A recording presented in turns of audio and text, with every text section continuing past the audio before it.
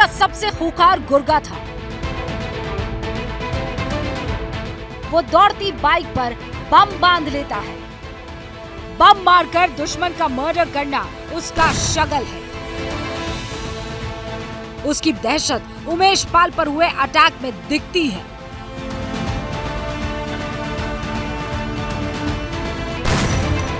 Shoot out से पहले अशरफ की जुबान पर उसी का नाम था। मेन बात यह है कि गुड्डू मुस्लिम। सोशल मीडिया से यूपी एसटीएफ के दफ्तर तक चर्चा यही है कि कहां है गुड्डू मुस्लिम।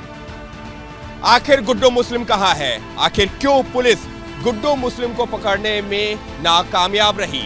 आखिर अशरफ की जुबान पर गुड्डू मुस्लिम का नाम क्यों था? गुड्डू मुस्लिम बेशक अतीक का सबसे करीबी गुर्गा था। 30 साल से गुड्डू जुर्म की दुनिया में अतीक का दाहिना हाथ माना जाता था, लेकिन गुड्डू मुस्लिम के रिश्ते मुख्तार अंसारी और श्री प्रकाश शुक्ला जैसे माफिया सरगनाओं से भी रहे। इसीलिए सवाल ये भी है, क्या गुड्डू मुस्लिम की नजर अतीक की गद्दी पर थी? क्या 2016 से जेल में बंद अतीक की जगह लेना चाहता था गुड्डू मुस्लिम? क्या अतीक गैंग का बॉस बनना चाहता था गुड्डू मुस्लिम?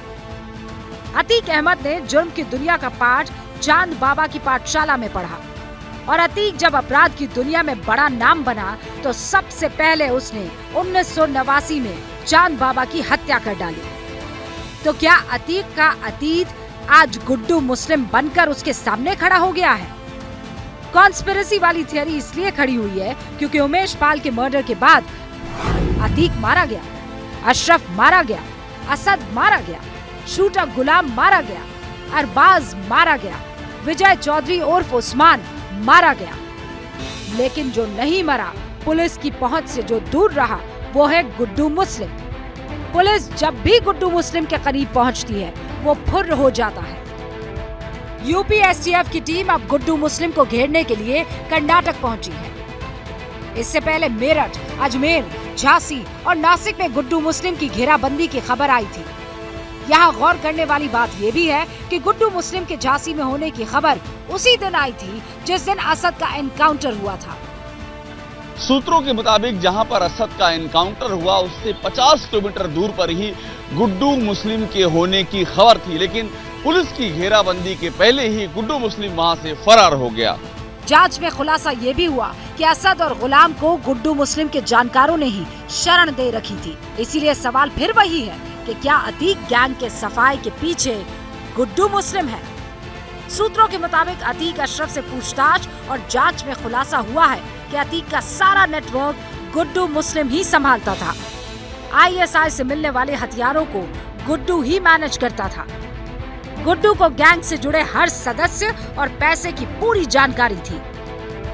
यानी गुड्डू मुस्लिम के रिश्ते पंजाब के गैंगस्टर्स और बॉर्डर पार भी हैं। इसलिए अतीक भी गुड्डू मुस्लिम की गिरफ्तारी या एनकाउंटर को लेकर डरा हुआ था। अतीक को डर था कि अगर गुड्डू मुस्लिम पकड़ा जाता है तो उसका हर एक राज खुल जाएगा। वहीं अगर गुड्डू मुस्लिम का एनकाउंटर हो जाता है तो अतीक को एक बड़ा झटका लग सकता था। लेकिन अतीक अशरफ मारे गए और गुड्डू आज भी पुलिस को चकमा देकर भाग रहा है। दूसरी तरफ अतीक गैंग का सफाया हो रहा है।